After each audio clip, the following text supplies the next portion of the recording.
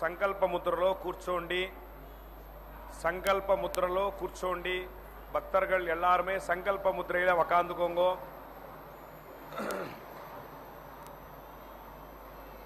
సంకల్ప విధానం తెలిసిన వారు సంకల్పాన్ని చేయండి. సంకల్ప విధానం తెలియని వారు అమ్మవారిని స్వామివారిని ప్రార్థన చేయండి. பக்தர்கள் எல்லாருமே சங்கல்ப முத்திரையில உக்காந்துக்கோங்கோ. சங்கல்ப விதானம் தெரிஞ்சவா சங்கல்பத்தை பண்ணுங்கோ. தெரியாதவா தாயாரையும் பெருமாளையும் பிரார்த்தனை பண்ணுங்கோ. சர்வேஷாம் பக்தஜனானாம் க்ஷேமஸ்தைரிய விஜய வீரிய அபய ஆயுராரோக்கிய ஐஸ்வர்ய அபிவிருத்தியர்த்தம் தர்மார்த்த காம்யமோக்ஷ சதுர்வித பலபுருஷார்த்த சித்தியர்த்தம் மனோவாஞ்சதா பலசித்தியர்த்தம் ராஜத்வாரே சர்வகாரிய அனுகூலதா சித்தியர்த்தம் ஆரோக்கிய திருடகாத்திர வஜ்ரசரீராபிவிருத்தியர்த்தம் லோகக்ஷேமார்த்தம் ஸ்ரீ பத்மாவதி ஸ்ரீனிவாச கிருபாகடாட்ச சித்தியர்த்தம் கல்யாண மகோத்சவம் ஆச்சாரிய முகேன அத்ய கரிஷ்யே சர்வம் ஸ்ரீ வெங்கடேஷார்ப்பணமஸ்து. கோவிந்தா கோவிந்தா.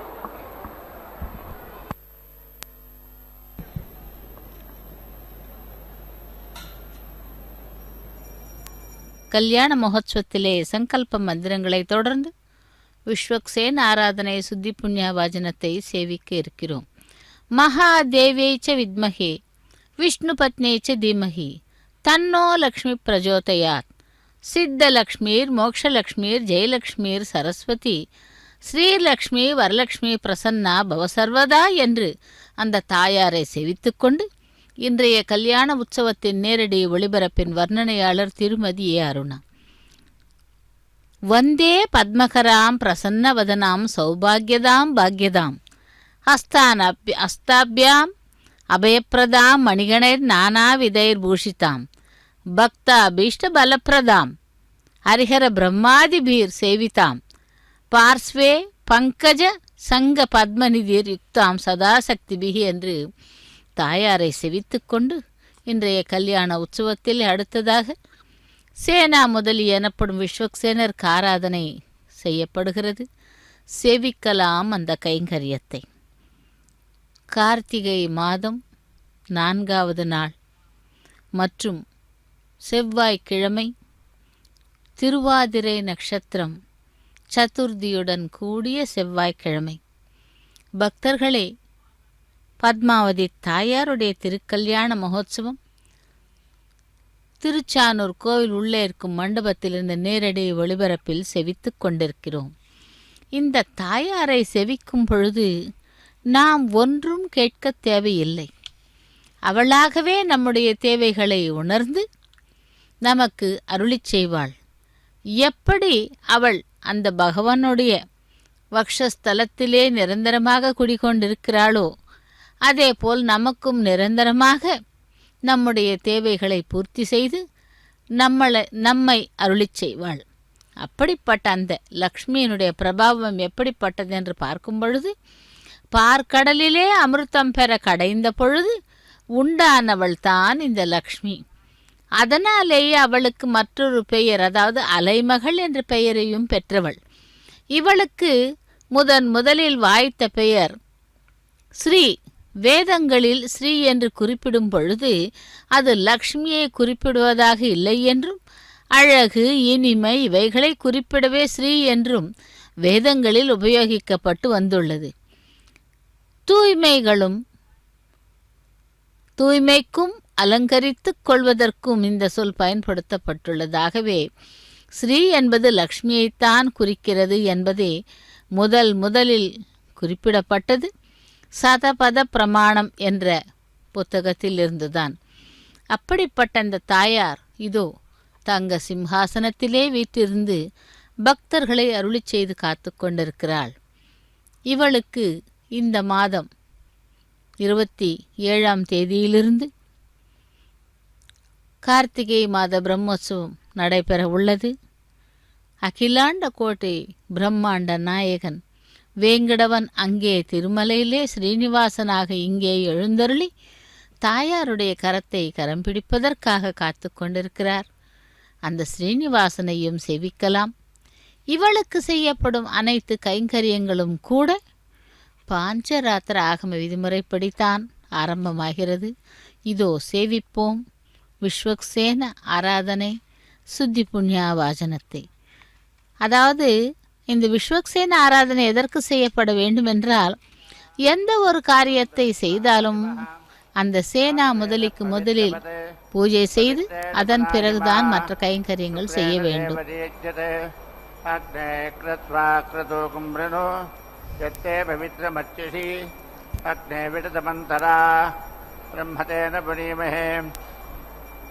उभाभ्याहं देवसवितः पवित्रेण सवेन च इदं ब्रह्म पुनीमहे वैश्वदेवी पुनते देवजागात् तस्यै भक्वे स्तनवो वीतपृष्ठाः त्वजामटन्तस्य धामाज्येषु वयज्ञस्यामुपतिगौरगीणां वैश्वानरो हत्मिभिर्मा पुनातु पातः प्राणेनेशिरोमयो भूः द्यावा पृथिवीपिकसापयोभिः ऋतावरीज्ञिजे मा प्रणीतां विगद्भिः सुविदस्त्रिभिः परिशिष्टैर्देवमन्वभिः अग्ने दक्षैः पुनाहि मा येन देवा अपुनता येनापो दिव्यङ्गसः तेन दिव्येन ब्रह्मणा इदं ब्रह्म पुनीमहे यः पावमानेरध्येति त्रिभिः सम्भृतकंरसं सर्वकंसभूतमस्नाति पतितं मातरिस्वना पावमानीर्यो अध्येति त्रिभिः सम्भृतकंरसं तस्मै सरस्वती दुहे क्षीरकंसर्पिर्मधूदकं पावमाने स्वस्तिगनीः सुदघागिपकेस्वतीः त्रिभिः सम्भृतोरसः ब्राह्मणेष्वमृतकुंहितं पावमानीत्यसुन्दुनः इमल्लोकमथो अमुं कामान् समर्थयन्तुनः देवीर्देवैः समाभृताः पावमाने स्वस्तिगनीः सुदघाघिघृतच्युतः त्रिभिः सम्भृतोरसः ब्राह्मणेष्वमृतकुंहितं येन देवाः पवित्रेण नात्पानं पुनते सदा तेन साहस्रधारेण पावमान्यः पुनन्तु मा प्राजापत्यं पवित्रं सतोद्यामकं हिरण्मयं तेन ब्रह्मविदो वयं पूतं ब्रह्म पुनीमहे इन्द्रस्वनीति सह मा पुनातु सोमस्वस्त्यावरुणः समीच्या यमो राजा प्रमृणाभिः पुनातु मा जातवेदा मोर्जयन्त्या पुनातु भूर्भुवस्सुवः तच्छंयोरावृणीमहे गातुं यज्ञाय गातुं यज्ञपतये दैवी स्वस्तिरस्तु नः स्वस्तिर्मानुषेभ्यः ऊर्ध्वञ्जिगातु भेषजं शन्नो अस्तुद्विपदे शञ्चतुष्पदे ॐ शान्तिः शान्तिः शान्तिः.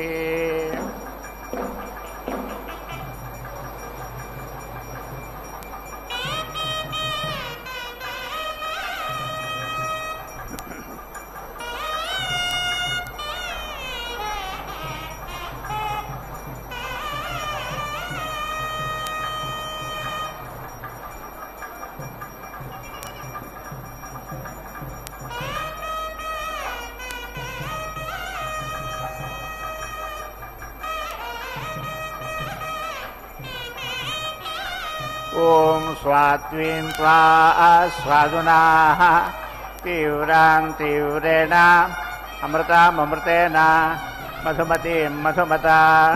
त्यजामि सकुं सोमेन सोमो अस्य स्विभ्याहं पच्यस्व सरस्वती पच्यस्व इन्द्राय सुत्राम्ने पच्यस्व परीतोषिञ्चता सुतं सोमो च उत्तमको हविः प्रसन्वायो निर्यो अप्स्वन्तरा पिता वसोममद्भिः पुनातु ते परिश्रुतं सोमकमसोद्यस्य दुहिता वारेण शश्वतातना वायुः पूतः पवित्रेण प्राङ् सोम अतिद्रुतः इन्द्रस्य गिज्जस्य खा वायुः पूतपवित्रेण प्रत्यां सोमो अत्युत्कृतः इन्द्रस्य गिज्जस्य खा ब्रह्मक्षत्रं भवते तेजगिन्द्रजं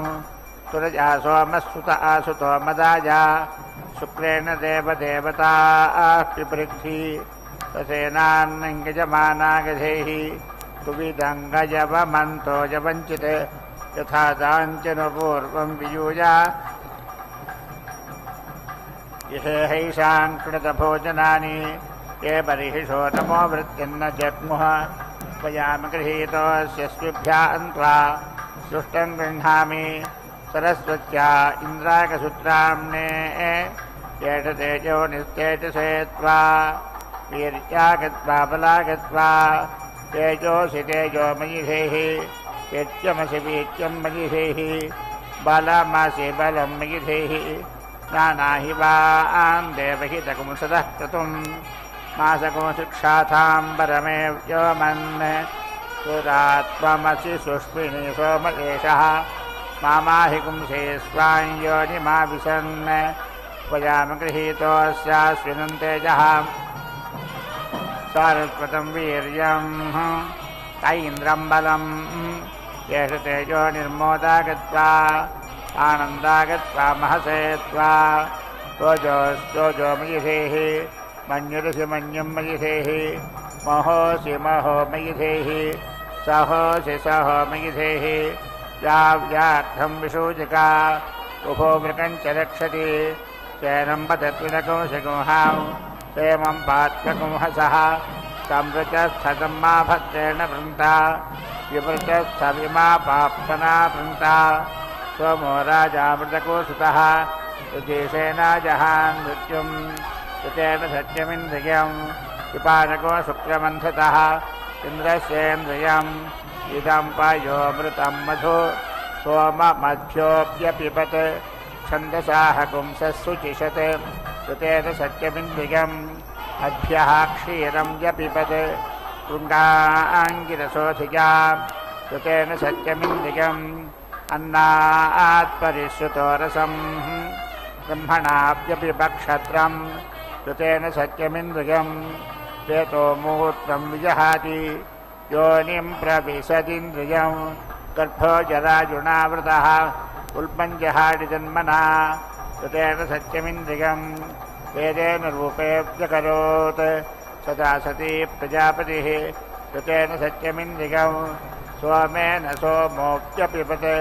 सुता सुतौ प्रजापतिः ऋतेन सत्यमिन्द्रियं दृष्ट्वा रूपे व्याकरोत् सत्यानृते प्रजापतिः अश्रद्धामनृते दधात् श्रद्धागं सत्ये प्रजापतिः ऋतेन सत्यमिन्द्रियं दृष्ट्वा परिश्रुतो रसं शुक्रेण शुक्रं व्यपिबत् खगस्वामं प्रजापतिः ऋतेन सत्यमिन्द्रियं विपानको शुक्रमन्थतः इन्द्रस्येन्द्रियम् इदं पायोऽमृतं मधु सुरावन्तं बर्हिषदको सुवीरं वैद्यको हिन्मन्त्यमहिता नमोभिः यथा नास्त्वामन्त्रिविदेवतासु अते मेन्द्रङ्गिजमाना स्वर्गाः यस्तेजसः सम्भृतवोटधीषु सोमच्चसुट्पस्कुलजाषुतस्य चन जन्मगजमानं मदेन सरस्वतीमश्विनामिन्द्रमज्ञं यमश्विनान्मुच्छेदा सुरादधि सरत्वच्चसनोरिन्द्रियाय सुमन्तको शुक्रं वसुमन्तमिन्दं सोमको राजानमिह भक्षयामि यदत्तदीप्तकौरसिनः सुतस्य यतीन्द्र अपि गच्छतीभिः अहं ततश्च मनसा शिवेन सोमको राजानमिह भक्षयामि पितृभ्यः स्वधाभिभ्यः स्वधा नमः पितामहेभ्यः स्वधाभिभ्यः स्वधा नमः प्रपितामहेभ्यः स्वधाभिभ्यः स्वधा नमः अक्षन् पितरः अमीमतन्त पितरः अतीतृपन्त पितरः अमीमृजन्त पितरः पितरस्मभ्यं पुनन्तु मा पितरः सोम्यासः पुनन्तु मा पितामहाः पुनन्तु प्रपितामहाः पवित्रेण शताकुषा पुनन्तु मा पितामहाः पुनन्तु प्रपितामहाः पवित्रेण शताकुषा ते स्वामाजुर्व्यस्नवै अग्न आयोगं शिववसे ते भवस्व कौमानस्वच्चनः पुनन्तु मा देव जनाः यादवेद पवित्रमज्जत्ते पवित्रमच्युषि उभाभ्यां देवसवितरवैस्वदेवी पुनति ये समानाः समनसः पितरो यमराज्ये तेषाल्लोकस्वधा नमः यज्ञो देवेषु कल्पताम् ये स जाताः समनसः जीवाजीवेषु मामकाः तेषाकस्येन्मयि कल्पताम् अस्मिन् लोके शतकुंसभाः द्वे श्रुते असुरवं पुतॄणाम् अहं देवानामृतमत्यानां याभ्यामिदं विश्वम् एतत्समेति अतन्तरा पितरं मातरं च उदगो हविप्रजननं मे अस्तु दशवीरको सर्वगणज्ञस्वस्तये आत्मसनि प्रजासनि पशुसन्याभगसनि लोकसनि अग्निः प्रजां बहुलां मे करोतु अन्नं पजोरेतो अस्माटु सत्ता रागस्पोषमिषमोच्यमस्मात् दीधर स्वाहा शेषेन मनसा मनीषिणः पूर्णासूत्रेण कवयो वगन्ति अश्विनादित्यगो सविता सरस्वती इन्द्रस्वरूपं वरुणोऽभिषज्यन् तदास्यारूपममृतकौसतीभिः विष्णोर्देवताः सकुमरराणाः रामाणि धर्मैर्बहुधानतोक्मभिः स्वगस्य वाकंसमभवन्न राजाः तदस्विनाभिरजा रुद्रवर्तति सरस्वती विगतिपेशो अन्तरः पश्चिमज्ञानं मासरीः कारोतरेण गवान्वति सरस्वती मनसापे सर्वं वसु नासत्याभ्यां विगतिर्शतं वपुः असम्परिसुता नरोहितं नग्नगुद्धैरस्तसरन्नवेम भगसा शुक्रममृतं जनित्रं सुरया मूत्राच्चरगन्तिरेतः अपापतिं दुर्मतिं बाधमानाः गोवच्छं वासकुंसभुवन्तदारात् इन्द्रसुप्तामाहृतकेन सत्यं पुरोडासेन सविता जजाना जगत्कौमानं वरुणोऽभिरज्यन् मदस्नेवायुव्यैर्नमिनाति वित्तम् आन्तानि स्थारीवसपिन्नमाना मुदा पात्राणि सुदुःखानधेनुः शयनस्य पत्रन्न प्रीहासतीभिः आसन्दीनाभिरुदरन्न माता मुम्भोपनिष्ठोच्च निताडतीभिः यस्मिन्नत्वेजोऽन्याङ्गर्भो अन्तः वासेव्यक्तस्रधारवृक्षः सुरेण कुम्भीकस्तुधां पितृभ्यः मुखकुंसदस्य शिरयत्सदेन जिह्वा पवित्रमस्तु नासकुं सरस्वती यप्पण्णपाजुर्भुजगस्य बालः तस्मिन्नसेपो हरसादरस्ति तस्भ्याञ्चक्षुरमतन्द्रः आभ्याम् साकेन तेजो हविषा सुतेन पक्ष्माणि गोधो मैक्वलैरुतानि पेशो न शुक्रमसितं वसाते अविर्नमेशो न सुवीत्याजा प्राणस्य पन्था अमृतोग्रहाभ्याम् सरस्वत्युपवाकैर्व्यानौ अस्यानि बर्हिर्मदरयज्जाना इन्द्रस्वरूपमिषमोपराजा अन्नाभ्याकस्वात्मृतङ्ग्रहाभ्याम् प्रवानबर्हिद्धुतिकेसराणि कर्कन्धुजग्ने मधुजारघं मुखात् आत्मन्मुपस्थेन विकस्य लोमा मुखे स्पष्टोणि नौजाहग्रलोमम् केशानशीर्षनिकशसे श्रीशिखा यमुहस्य लोमकृषिरिन्दिकानि अङ्गान्यात्मन्भिटजाटदस्विना आत्मानमङ्गयस्वमधात् सरस्वती इन्द्रस्वरूपकोशतमानमायुः चन्द्रेण ज्योतिरमृतं दधाना सरस्वतीजोऽन्याङ्गर्भमन्तः अश्वभ्यां पत्नी सुकृतं बिभर्ति अपाकोरसेन वरुणो न साम्ना इन्द्रकशिगीधर्गन्नप्सुराजा तेजपशूनाको हवेरिन्द्रयावत् परिश्रुता प्रकसासारघं मधु अश्वभ्यां दुःखं विषजा सरस्वत्या सुताभ्याम् अमृतस्वम इन्दुः मित्रोऽसि वरुणोऽसि तमहं विश्वैर्देवैः क्षत्रस्य नाभिदसि क्षत्रस्य योनिदसि स्वनामासीदा सुषदामासीदा मात्वा हि कुरुसीत् मामाहि पुंसीत् निशसादधृतव्रतो वरुणः अस्त्यास्त्वा साम्राज्याकसुकृतः देवस्तुत्याद्विदप्रसवे अश्विनो हत्बाहुभ्यां पूर्णहस्ताभ्याम् अश्विनोर्भैरुत्येन तेजसे ब्रह्मवर्चसा जाभिषिञ्चामि देवस्तुत्याद्विदप्रसवे अश्विनो हत्बाहुभ्यां पूर्णहस्ताभ्याम् सरस्वतीभैरुत्येन वीर्याजान्नात्याजाभिषिञ्चामि देवस्तुत्याद्विदप्रसवे अश्विनो हस्ताहुभ्यां पूर्णहस्ताभ्याम् इन्द्रस्येन्द्रगेण शयैकशसे बलाजाभिषिञ्चामि कौशिकतमोऽसि कस्मै हित्वा कागत्वा सुश्लोका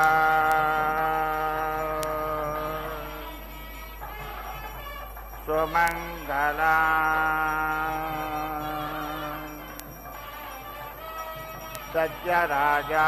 सज्जराजान् शिरो मे श्रीः यशोमुखम् त्रिशिकेशाच्चस्तश्रोणि राजा मे प्राणोऽमृतम् सम्राट्चक्षुः विराट् श्रोत्रम् जिह्वा मे भद्रं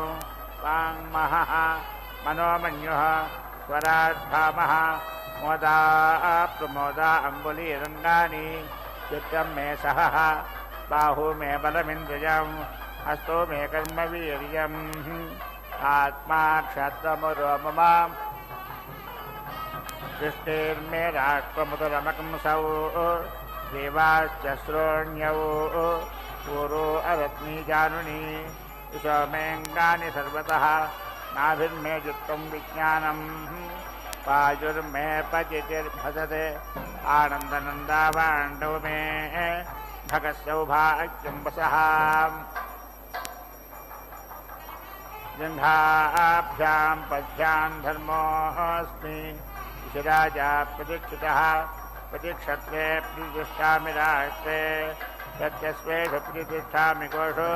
प्रत्यङ्गेषु प्रतिष्ठाम्यात्मन् प्रतिप्राणेषु प्रतिष्ठामि पुष्टे प्रतिज्ञा वा पृथिव्योः प्रतिष्ठामि यज्ञे प्रजा देवा एकादशा जगत्पुंसा सुराटतः बृहस्पतिपुरोहिताः देवश्च सवितुश्च मे देवादेवैर्वन्तु मा प्रथमा द्वितीयैः द्वितीया तृतीयैः तृतीया स्तुत्येन सत्ययज्ञेन यज्ञागतिर्भिः यजोगुंषि सामभिः सामान्ऋग्भिः यजो याज्ञाभिः याज्ञावहत्कारैः वहत्कारा आहुतिभिः आहुतयो मे कामान् समर्थयन्तु भूस्वाहा लोमानि प्रगतिर्मम त्वं म आनतिरागतिः मा पुंसं म उपनतिः वस्वस्थि मज्जाम आनतिः यद्देवादेवहेडनौ देवानस्य क्रमावयौ अत्यन्मानस्पादेन सह विश्वान्मुञ्चत्वकुंभसः इति वागतिरक्तम् येनागुंसितक्रमावयौ वाजुर्मातस्मादेन सह विश्वान्मुञ्चत्वकुंभसः यदि जागच्छति स्वप्ने येनागुंसितक्रमावयौ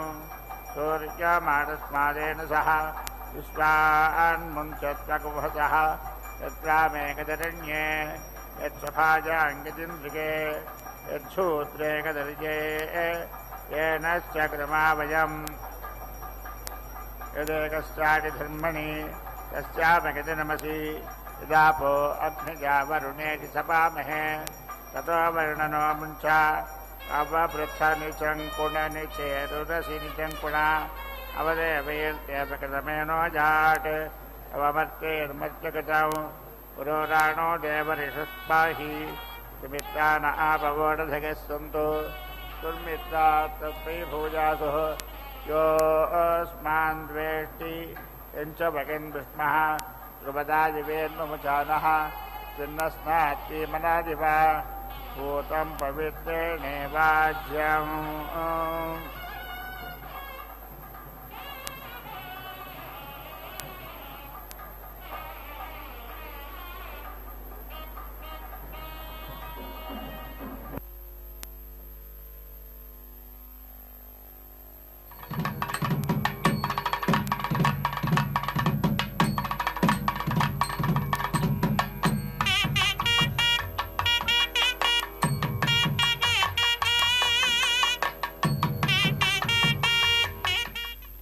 ஓம் ஸ்ரீ மகாலட்சுமி நமः. தாயாரானவள் நமக்கு 8 லக்ஷ்மிகளாக, அதாவது அஷ்டலக்ஷ்மிகளாக அவதாரம் செய்து இப்பொழுது நாம் சேவித்துக் கொண்டிருப்பது மகாலட்சுமியின் அம்சமான பத்மாவதி தாயாராகவும் இங்கே கஜலட்சுமியாகவும் நமக்கு அருளிச் செய்கிறாள். லக்ஷ்மியின் உருவங்களை பற்றி சில சாஸ்திரங்கள் இவ்வாறு கூறுகின்றனர். திவ்ய ரூபா சர்வவிஷ்ணு ஸ்வர்ணவர்ணா பிரசித்தா வர்ணதா பூரண சந்திரமுகி சுயவதா என்றெல்லாம் வர்ணிக்கப்பட்டிருக்கிறது. அப்படிப்பட்ட தாயாருடைய திருக்கல்யாண மகோத்சவத்திலே சாலங்கிருத்த கன்னியாதானம் கைங்கரியத்தை அர்ச்சக சுவாமி செய்து கொண்டிருக்கிறார். இந்த கைங்கரியம் செய்வதால் 21 தலைமுறைகள் செழிக்கும் என்றும் அவர்களுக்கு மோட்சத்தை அளிப்பாள் அந்த பெண் பிள்ளையானவள் என்றும் கூறப்படுகிறது. இதோ பகவானுடைய திருவடிகளிலே அந்த க்ஷீரத்தை அபிஷேகமாக செய்து சாலங்கிருத்த கன்னியாதானம் செய்கிறார் அர்ச்சக சுவாமி. சாலங்கிருத்த கன்னியாதானம் என்பது மாப்பிள்ளையின் கரத்தின் மீது பெண்ணின் கரத்தை வைத்து 7 தலைமுறைகளுக்கான பிரபரைகளை கூறி கன்னியாதானம் செய்யும் கைங்கரியமே சாலங்கிருத்த கன்னியாதானம். இதோ அந்த கைங்கரியம் முடிந்து வேத மந்திரங்களை கேட்கலாம். ஓம் ஸ்ரீ மகாலட்சுமியே நமஹா என்று சேவிப்போம். प्रतियुतो वरुणस्य पासः प्रत्यस्तो वरुणस्य पासः येधोऽस्येदुषीमहि समिदसि तेजोषि तेजोमिगिधीः आपो अन्वचारिषम् तसेन समसृक्ष्महि तयस्वाकुम् अग्न आगमम्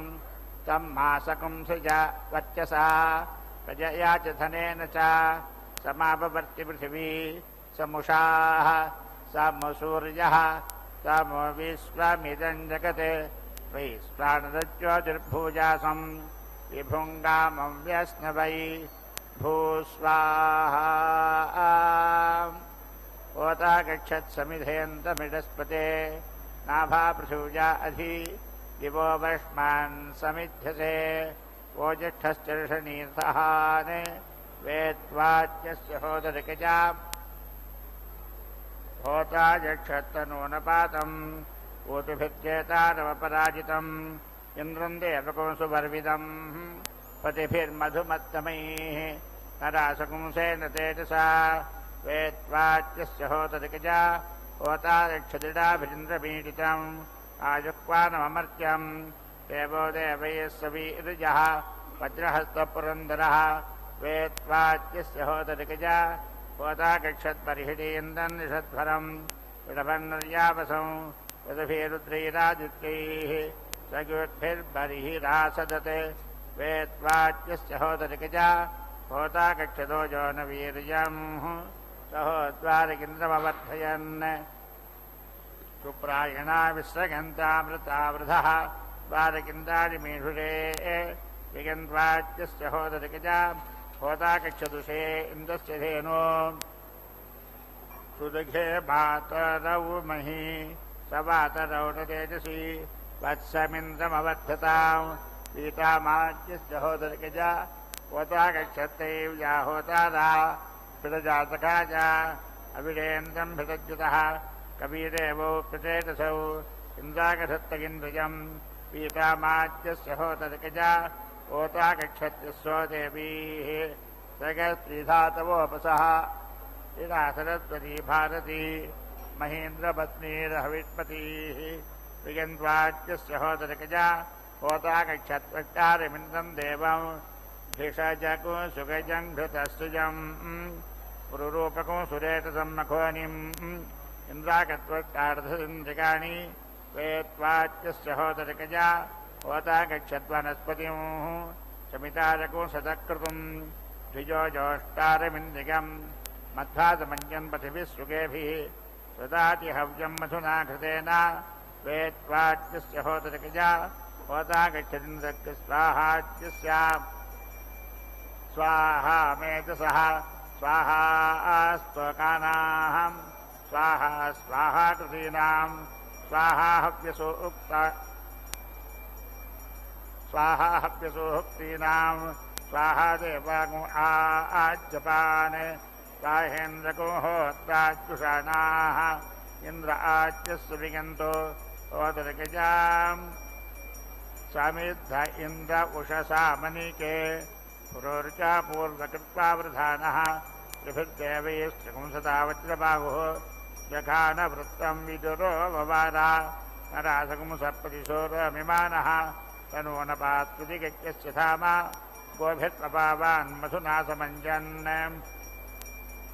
तिरञ्जैश्चन्द्रीकटति प्रचेताः कीटचो देवैर्हरिवागो अभिष्टे आयुक्वानो हविषा श्रद्धमानः पुरन्दरो मखवान् वज्रबाहुः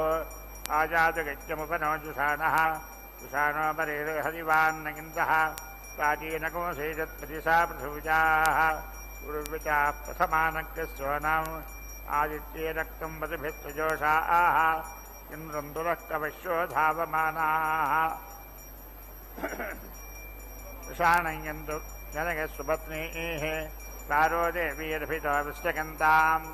शिवीरावीरं प्रथमाना महोभिः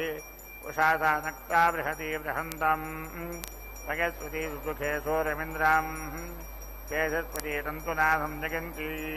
देवानाहं देवङ्गटचस्वरुक्मे दैव्यामिमाना मनसा पुरुत्रा होतारविन्तं प्रथमा सुवाचा मूर्धनिगज्ञस्य मथना दधाना प्राचीनं ज्योतिर्हविषा वृधातः तिस्रो देवीर्हविषा वर्धमानाः इन्द्रञ्जुषाणा वृषनन्नपत्नीः अच्छिन्नं तन्तुम्बकसा सरस्वती इरा देवी भारती विश्वरोर्तिः त्वष्टा दधदिन्द्राकशुष्कम् अपाकोचित्तुरिकशसे पुरूणि वृषा च जन्विषन् भूरिरेताः मूर्धनिगच्छस्य समनक्तु देवान् वानस्पतिरवसृष्टो न पासैः मन्यासमञ्जन्समिता न देवः इन्द्रस्य हव्येद्यक्षरं मृणानः वदादिहव्यं मधुना घृतेन त्वकानामिन्दुं प्रतिशूर इन्द्रः वृषायमानो वृषभस्तुराशात् घृतपुषाः मधुना हव्यमुन्दन् मूर्धनिगज्ञस्य जुषसाकस्वाहा आचरिषनिप्राविवेशगन्मा सकुंसद्भीतिः सत्यमित्तन्नत्वा वागो अन्यो अस्ति इन्द्रदेवो न मर्त्योऽध्यायान् अहन्नहिं परिसगानवर्णः अवाधुजोपो अच्छासमुद्रम् दशसाहिषे पुरुहूतशत्रून् ज्येष्ठस्ते षट्पजिहरातिरस्तु इन्द्राभरदक्षिणेनावसूनि पतिस्सिन्धूनामशिरेवतीनां ससे वृथमधिधाजुम्नमस्मे महिक्षत्रञ्जनाशाकिन्द्रतव्यं रक्षाजनो मखो नः पाहि सूरीन् ताये च न स्वपत्या निषेधाः ताके च न स्वपत्या निषेधाः देवं बर्हिचन्द्रको सुदेवं देवैः वेदवत्स्त्रीर्नं वेद्यामवर्तकत् वस्तोर्वृतं प्राक्तोर्भृतं राजा बर्हित्पतोच्यकात् वसवने पटुधेकस्य वेदुकजा देवीर्द्वारकिन्द्रको सङ्घाते विद्वीर्यामन्नवर्धयन् आवत्सेन तरुणेन कुमारेण समीपिता अपार्वाणं रेणुककाटनुदन्ताम् वसवने पटुधेकस्य विगन्तकजा देवी उषासानक्ताः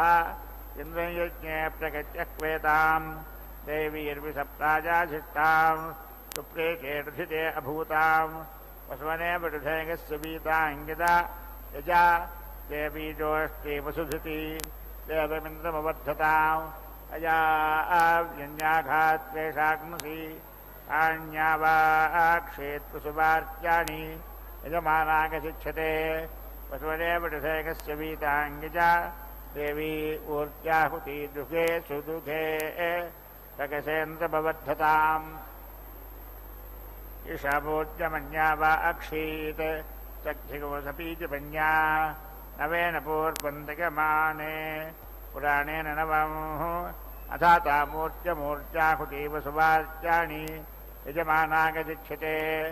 वसुवने पटुधेकस्य वीताङ्गजा देवादेव्या होतारा देवमिन्द्रमवर्ध्यताम् तथाखतकुंसावाभा अष्टाम् वसुवार्त्याणि यजमानागशिक्षितौ वसुनेव ऋधेगस्य वीताङ्गिजा देवीस्तिस्रो देवीः पाचेमिन्द्रमवर्धकन् अत्पृक्षद्भारतीरिवं रुद्रैर्गजकं सरस्वती क्रीडा वसुमती जहान वसुनेव ऋधेगस्य विगन्धकजा देवगिन्द्रो नरासपुंसः तदरूतश्चिवन्धुरः देवमिन्द्रमवर्धकते शतेन शुचिपृष्ठानामाहितः सहस्रेण प्रवर्तते मित्रावरुणेन होत्रमर्हतः बृहस्पतिस्तोत्रम् अश्विनाध्वर्यवं वसुवनेव ऋधेगस्य वेदुगिजा देवगिन्द्रो वनस्पतिः हिरण्यवर्णो वसुधागस्तु पिप्पलः देवमिन्द्रमवर्धकते दिववक्त्रेणाप्रात् आन्तरिक्षं पृथिवीमदृगुमहीत् वसुवनेव ऋधेगस्य वेदुगिजा एवं बर्हिर्वारितीनाम् देवमिन्द्रमवर्धकते साकत्समिन्द्रेणासन्नौ अन्या बर्हिकृष्यभ्यभूत् वसुवनेव ऋधेगस्य वेदुगिजा देवो हत्यत्वचकते देवमिन्द्रमवर्धकते स्वेष्टं कुर्वान् स्वेष्टकते स्वेष्टमत्यकरोतिनः वसुवनेव ऋधेगस्य वेदुगिजा ओतागच्छत्समिधाक्तिमिडस्पदे अस्मिनेन्द्रको सरस्वतीम् अजोधूम्रोणगोधो मैक्वलैर्भेदजं माधुषष्पैर्नतेजगिन्द्रियं यगस्वमपरिश्रुताघृतं मधु यगन्त्राक्षस्य होतरिकजा ओतागच्छत्तनो न वात्सरस्वती अविर्मेषो न भेषजं पथा मधुमताभरन् अस्मिनेन्द्राजवीर्यं बदरीर्पवाकाभिर्भेषजं तत्त्वभिः वगस्वमपरिश्रुताघृतं मधु. ஓம் ஸ்ரீ மகாலட்சுமியே நமஹ. தாயாருடைய திருக்கல்யாண மகோத்சவத்திலே இப்பொழுது நாம் சேவித்துக் கொண்டிருப்பது மாங்கல்ய பூஜை. அதாவது மாங்கல்யங்களை சுத்தப்படுத்தி மஞ்சள் குங்குமமிட்டு அதற்கு பூஜை செய்கிறார் அர்ச்சக சுவாமி. அகிலாண்ட கோட்டி பிரம்மாண்ட நாயகனுடைய அனபாயினி என்று கூறப்படும் இந்த தாயாருடைய திருக்கல்யாண மகோத்சவத்திலே இதோ மாங்கல்ய பூஜை நடைபெற்று கொண்டிருக்கிறது. செக்கச் சிவந்தவளே, அம்மா செல்வத் திருமகளே, அக்கறையோடு அழைத்தால் கைமேல் ஆடி வருபவளே, தொட்டது பொன்னாகும் கிணறு தோண்ட மணிச்சுரங்கம் பட்டமரம் பழுக்கச் செய்யும் லக்ஷ்மியே என்று அந்த தாயாரை சேவிக்கலாம். பூவின் திருவை அழகின் புனை நலத்தை யாவர்க்கும் செல்வத்தை வீடென்றும் இன்பத்தை ஆவி துணையை அமுதிர் பிறந்தாளை என்றும் அந்த தாயாரை சேவிப்போம். அப்படி அந்த தாயாருடைய திருக்கல்யாண மகோத்சவத்திலே இதோ மாங்கல்ய பூஜை முடிந்து மாங்கல்ய தாரணம் நடைபெற உள்ளது. அந்த மாங்கல்யங்களை நாமும் சேவிப்போம். பாக்யதோர் இரவினிலே கனவில் இது கண்டே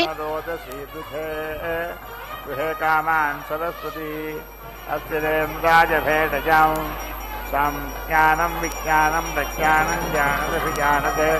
सङ्कल्पमानं प्रकल्पमानमपकल्पमानमपक्लृप्तं क्लृप्तं तेज अवसेज आयत् सम्भूतं भूतं यत्र केतुप्रभानाभान् सम्भान् ज्योतिष्मानस्तेजस्वानातपन्नभितपन्न रोचनो रोचमानशोभन शोभमान कल्याणः.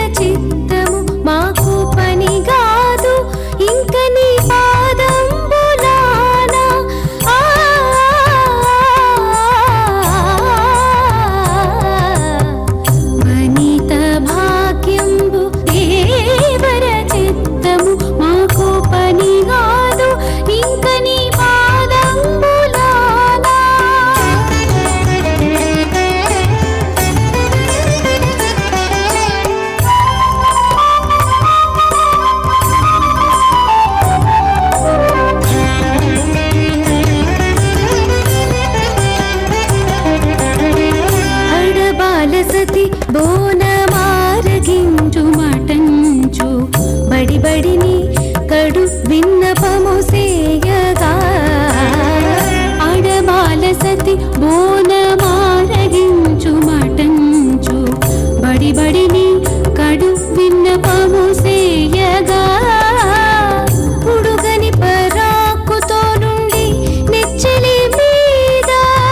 పుడుగని పరాకుతో నుండి నెచ్చలి మీద వడలి మొరగినది నీ పాదంబులానా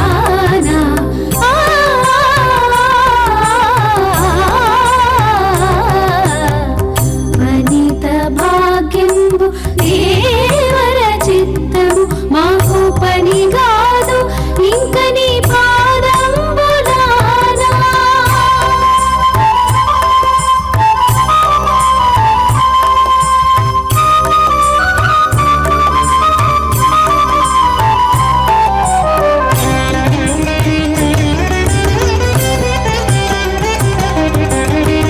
అడపంబు సతి వీడేమవతరింపు మటంచు అడరి కప్పురపు పలుకందియగా అడపంబు సతి వీడేమవతరింపు మటంచు అడరి కప్పురపు పలుకందియగా కడకంట చూడదిదే కాతాళము మరపు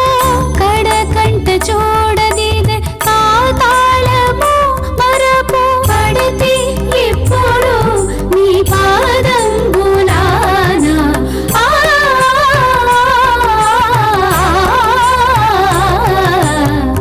వనిత భాగ్యంబు దేవర చిత్తము మాకు పని కాదు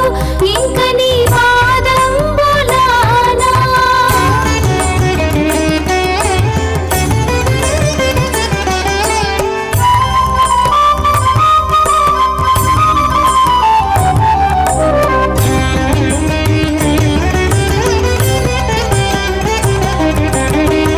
ఆలవటము విసరు అతివలను వలదనదు పాలిండ్లపై కొంగు పచరించదు ఆలవట్టము విసరు అతివలను వలదనదు పాలిండ్లపై కొంగు పచరించదు ఏలాగవును వెంకటేశ నీవి పొడితే ఏలాగవును వెంకటేశ నీవి పొడితే పాలించకున్న నీ పాదంబులానా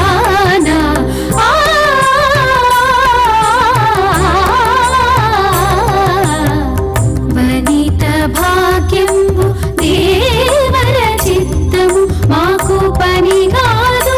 ఇంక నీ పాదంబులానా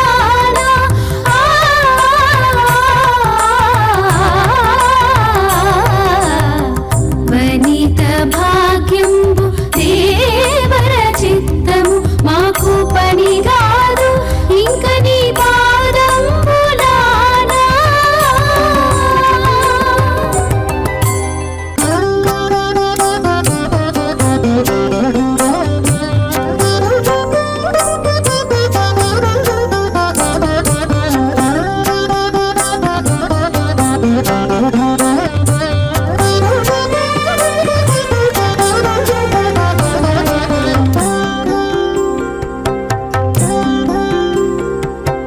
అతివ జౌవనము రాయలకు పెట్టని తోట